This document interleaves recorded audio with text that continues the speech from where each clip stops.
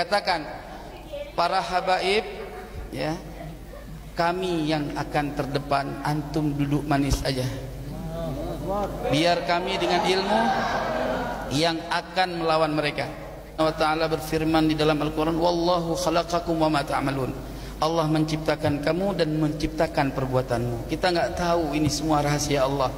Saya ini adalah orang terdepan yang membela tesis iman. Betul? Saya orang terdepan yang membicarakan tesis iman sampai dia langit ke Sidratul Muntaha. Tugas saya hari ini mau tarik dia balik ke bumi, jangan sampai di sana terus.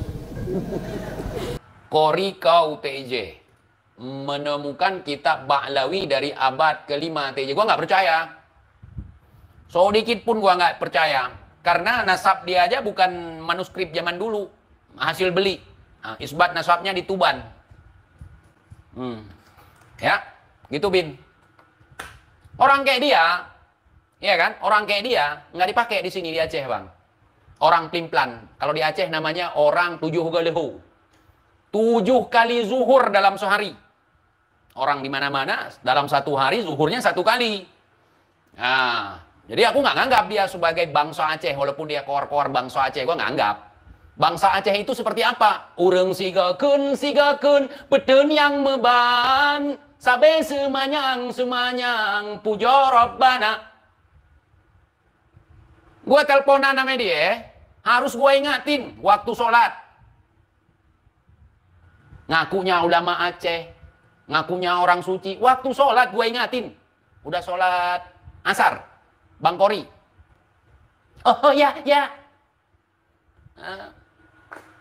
Kalau memang orang yang ulama, orang yang memang benar-benar menjalankan perintah agama, ya nggak perlu diingatkan. Gue lebih tahu dari kalian pokoknya. Makanya gue ajak live dia buat lucu-lucuan. Ulama Aceh nggak ada ngomongin orang gitu. Misalnya Ba'lawi Jahannam, nggak ada ulama Aceh kayak gitu mulutnya. Kemudian habis itu balik lagi ngejilat. Kalau udah diludahi, nggak mungkin dijilat lagi. Itu bangsa Aceh. Oh, dia entah orang dari mana, gue kagak tahu. Mungkin karena nggak sesuai dengan harapan dia, karena haplogrupnya L. Kalau seandainya haplogrupnya bukan L, J1, oh pasti mendukung Kiai Mat. Kita paham itu.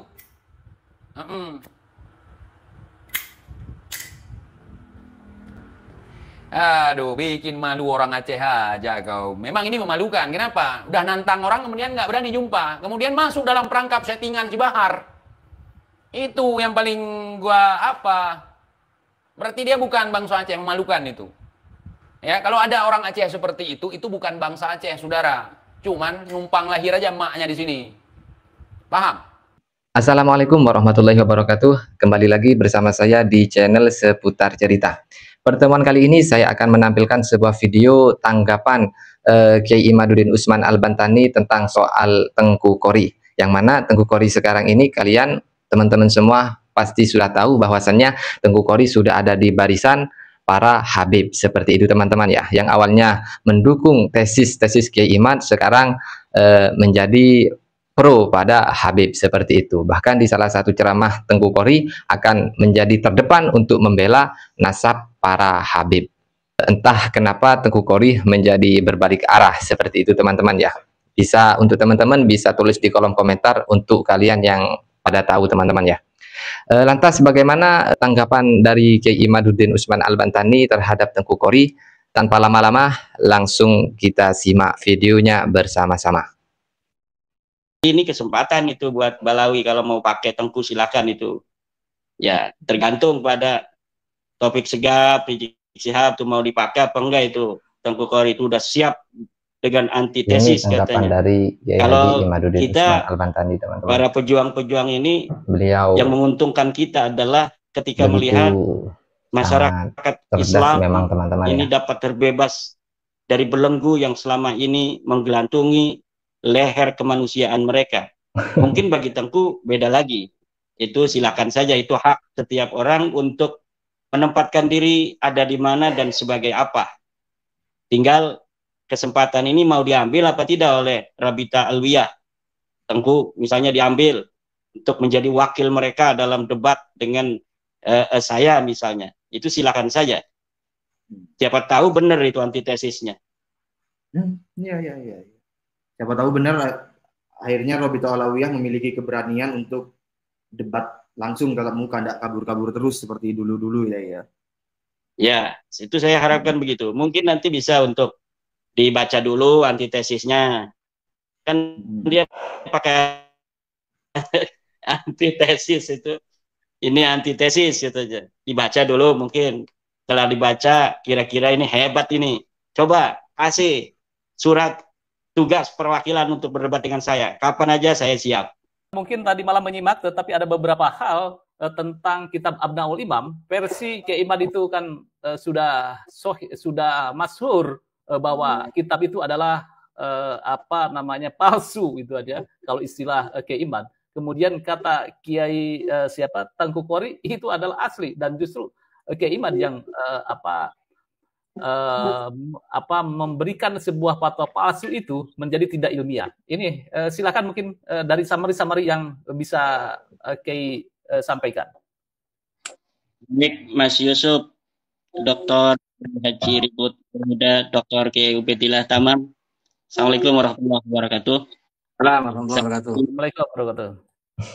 Tadi pemaparan dari Dr. Kiai Ubedillah dan Dr. Ribut. Dan terakhir itu Dr. Ribut mengatakan kalau tersambung ya tersambung, kalau putus ya putus. Dan sebenarnya kan itu sudah qat'i, putusnya itu sudah qat'i dengan adanya tes DNA yang sudah dapat kita akses bersama, baik melalui kajian dari Dr. Sugeng Sugiarto maupun dari jurnal-jurnal ilmiah yang ada di dunia maya yang bisa kita akses melalui portal-portal ilmiah yang kita bisa saksikan, kita bisa baca dari hasil karya Closop, Michael Hammer dan lain sebagainya, bahwa keturunan Nabi Muhammad SAW itu sudah dikaji dan disimpulkan harus berhaplogrup C1, sementara Balawi ini G. Artinya mereka bukan sebagai keturunan baginda Nabi, mereka juga bukan keturunan Nabi Ibrahim. Nah, itu sebenarnya dari situlah kita harus pertama kali mengkaji dari nasab Balawi sebenarnya. Sebenarnya Dr. Ribut, Dr. Kiai Ubed, ini nasab Balawi sudah tidak layak masuk dalam kajian historis. Memang luar biasa, teman-teman. Sudah tidak layak masuk dalam kajian filologis, sudah tidak layak masuk dalam kajian ilmu nasab. Kenapa? Karena secara genetika mereka sudah qat'iyyud dilalah, bukan sebagai orang Arab, bukan sebagai keturunan Bani Hashim, bukan keturunan Ibrahim. Bagaimana mereka itu bisa menjadi keturunan Nabi Muhammad, sedangkan keturunan Bani Hashim aja bukan, keturunan Nabi Ibrahim saja bukan. Tetapi diskursus ini harus terus menjadi perhatian publik. Maka pengamat-pengamat yang ahli dalam bidang metodologi seperti Dr. Kiai Ubed, Dr. Ribut, ini penting untuk terus mencerahkan kepada publik bahwa dengan terus kita suarakan, terus kita bahas, maka akan semakin banyak masyarakat yang tercerahkan. Termasuk adanya fenomena Tengku Qori balik badan, itu merupakan sebuah kudratullah bahwa isu nasab ini akan terus menarik untuk dikaji. Kemarin kita lihat betapa menariknya diskusi antara seorang ilmuwan Nahdlatul Ulama dari Pulau Sumatera dengan juga seorang pengkaji pembela nasab Balawi yang berasal juga dari Pulau Sumatera. Jadi semalam itu adalah dua ilmuwan dari Pulau Sumatera, yang satu dari Jawa Barat, itu sibuk main HP kata para komentator itu, Sehingga dua singa dari Sumatera ini bertarung seperti dibiarkan saja gitu. Semalam itu. Ini banyak komentar-komentar seperti itu. Nah, apa yang bisa saya berikan garis bawah dari diskusi semalam antara Dr. Ribut Nurhuda dengan Tengku Qori, yaitu narasi Tengku Qori tentang Abnaul Imam seperti yang disinggung oleh Mas Yusuf tadi, bahwa Tengku Qori sekarang ini kembali untuk mempermasalahkan kitab Abnaul Imam. Karena memang jika kajiannya adalah kajian historis, kajian adalah kajian naskah, maka Ba'lawi ini tidak mungkin lagi bisa ditolong kecuali hanya dengan narasi-narasi falasi, dengan adanya manipulasi data dan sebagainya. Nah, kitab Abnaul Imam ini termasuk dalam kategori beberapa manipulasi data yang telah dilakukan Ba'lawi. Jadi ada yang namanya disebut dalam istilah ilmu sastra Arab itu disebut dengan kitabatun manhulah. Jadi tulisan-tulisan yang palsu, yaitu nisbatul kitabah ila ghairi katibihi li gharadin. Jadi adanya sebuah tulisan yang dinisbatkan kepada bukan penulisnya li gharadin untuk suatu tujuan. Nah, selain kitab Abnaul Imam, itu sudah ada beberapa kitab yang dipalsukan oleh penulis-penulis Ba'lawi.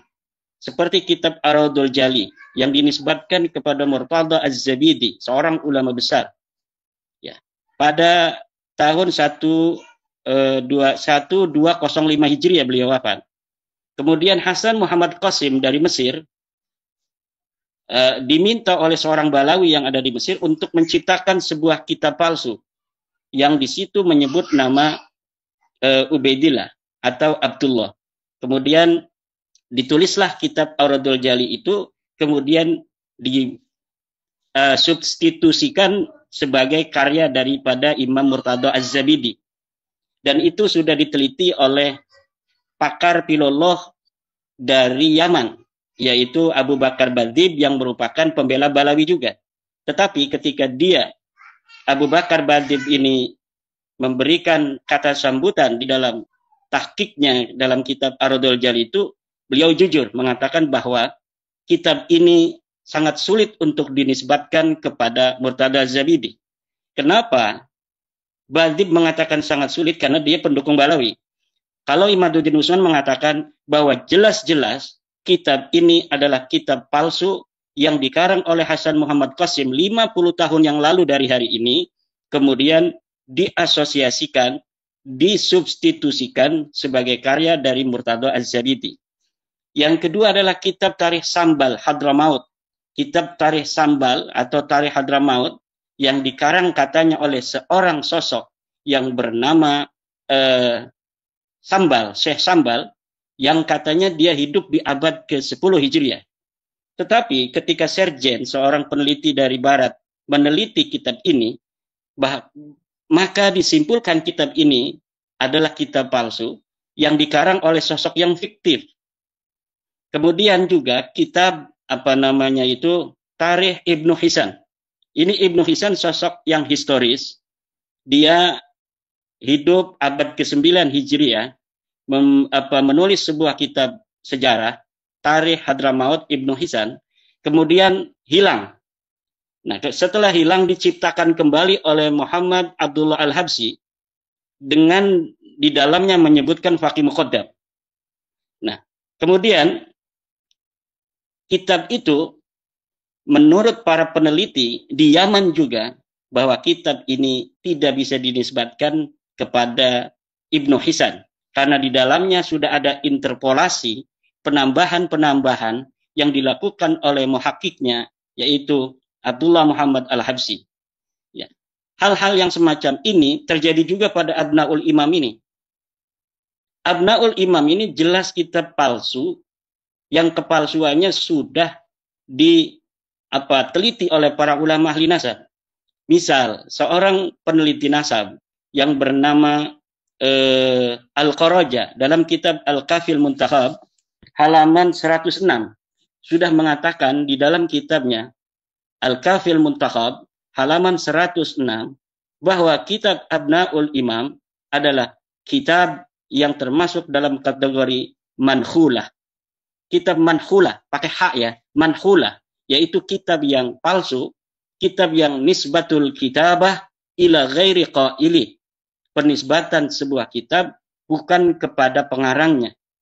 Siapa pengarangnya? Pengarangnya ya Yusuf Jamalul Lail itu. Dia menarik-narik nama Abul Muammar Yahya Toba-Toba. Abul Muammar Yahya Toba-Toba itu memang seorang ulama dari kalangan Syiah. Dia mempunyai kitab yang namanya Syarhul Lumah Ibnul Jimni. Tetapi tidak mempunyai kitab yang namanya Abnaul Imam fi Misr wa Syam. Dari mana keterangan itu? Silakan buka kitab Al-Kuna wal Alqab karya Syekh Abbas Al-Qummi, juz 2 halaman 133. Kemudian buka juga kitab Mu'jamul Mu'allifin Umar Ridha Kahalah, juz 13 halaman 226. Buka juga kitab ketiga Hadiyatul Arifin, juz 2 halaman 519. Keempat, buka juga kitab Al-A'lam, juz 8 halaman 164. Di dalam kitab-kitab yang saya sebutkan tadi, biografi dari seorang Abul Muammar Yahya itu lengkap. Dia punya kitab apa, dia hidup kapan, kemudian punyakah dia kitab yang bernama Abnaul Imam? Tidak ada. Tidak ada berita seorang Abul Muammar Yahya bin Toba-Toba mempunyai kitab yang bernama Kitab Abnaul Imam fi Misr wa Syam. Nah, kalau misalnya pembela Ba'alawi ingin menjadikan Abnaul Imam ini menjadi salah satu maraji', maka silahkan buktikan bahwa kitab Abnaul Imam ini memang dikarang oleh Abul Muammar. Mana manuskrip aslinya yang di mana di situ dikatakan Abul Muammar adalah sebagai penulis kitab ini? Tidak ada. Di dalam versi cetak kitab Abnaul Imam memang itu diberikan beberapa lembar contoh-contoh bahwa manuskripnya ada dipegang oleh pentahkik, dan ini contoh-contoh manuskripnya diberikan 2 lembar atau 3 lembar. Tetapi saya melihat cara menulisnya itu cara menulis yang baru, walaupun dia legok-legokkan seperti gaya khot-khot dari masa lalu. Kenapa? Karena memang praktik-praktik manipulatif dari kaum Ba'alawi ini, algoritmanya ini saya sudah tahu. Dari versi pentahkikan, dari bagaimana kitab-kitab manuskrip yang tidak dicetak, kemudian dijadikan maraji dalam perdebatan, hanya nama, ada yang seperti itu. Ada juga manuskrip yang diberikan kepada halayak, seperti manuskrip Al-Jawharus Safaf karya Al-Khatib. Nah, tetapi sebelumnya mereka itu harus mengarang, memalsukan sebuah kitab masa lalu, seorang ulama terkenal, Qiladatun Nahar misalnya. Kemudian Qiladatun Nahar ini banyak mengutip kitab Al-Jawharus Safaf ini. Seakan-akan kitab Al-Jawharus Safaf karya Al-Khatib betul-betul pernah ada di masa lalu. Nah, jadi praktik-praktik manipulatif semacam itu, algoritmanya sudah nyata, terang benderang. Bahkan seorang Ba'dzib yang hari ini masih hidup, kalau misalnya Ba'alawi itu betul-betul mau membuktikan kebenaran nasabnya berdasarkan kebenaran, maka seorang Ba'dzib yang sering datang ke Indonesia itu akan dipakai oleh Rabita Alawiyah untuk melawan saya. Dan saya yakin Ba'dzib tidak mau. Karena Ba'dzib lah yang mengatakan Salim bin Jin dan ini terkena penyakit melankolia, yang mengarang beberapa kitab-kitab yang diasosiasikan sebagai karangan abad ke-7 Hijriah oleh Ali bin Jadid, kitab Nasab, kitab Hadis, Al-Arba'un, kitab Al-Mawahib gitu. tetapi ditulis oleh Salim bin Jindan. Kemudian diasosiasikan ulama masa lalu, tetapi kitab-kitab ini belum dicetak. Tetapi Rumel Abbas telah memberikan beberapa fotonya ketika di Rabita Alwiyah itu. Jadi sangat ketinggalan zaman apabila pembela Balawi semacam Tengku itu kembali menjadikan kitab Abnaul Imam ini sebagai sebuah dalil hujjah ketersambungan nasab Balawi. Karena jelas kitab ini kitab manhulah. Lihat di dalam kitab Al-Kafil Muntakhab, Al-Qaraja telah mengatakan kitab Abnaul Imam ini manhulah, kitab palsu yang diasosiasikan kepada ulama masa lalu yang dikarang di hari ini oleh Yusuf Jamalul Lail. Yusuf Jamalul Lail ini di Riyadh adanya. Dia baru meninggal 3 tahun yang lalu pada bulan Ramadan. Jadi Ramadan ini sudah 3 tahun. 1443 Hijriah dia meninggal. Hari ini 1446 Hijriah. Jadi ini sudah 3 tahun. Di manakah manuskrip Abnaul Imam setelah seorang Yusuf Jamalul Lail itu wafat? Tidak akan pernah ada yang bisa untuk menunjukkannya. Kenapa? Karena memang manuskrip itu tidak pernah ada. Itu tentang Abnaul Imam. Oke teman-teman ya, itu tadi responan dari Kiai Haji Imaduddin Utsman Al-Bantani soal tentang Tengku Qori, yang mana Tengku Qori dulu ada di barisan Kiai Imad, sekarang Tengku Qori ada di barisan terdepan para Habib. Memang saya akui Kiai Imad ini luar biasa teman-teman ya. Dan semoga polemik ini, nasab ini cepat selesailah seperti itu, biar tidak gaduh seperti itu. Dan saya harapkan beliau-beliau itu bisa bertemu dan bisa diskusi bareng sehingga bisa menghasilkan kebenaran seperti itu. Sekian dari saya seputar cerita. Assalamualaikum warahmatullahi wabarakatuh.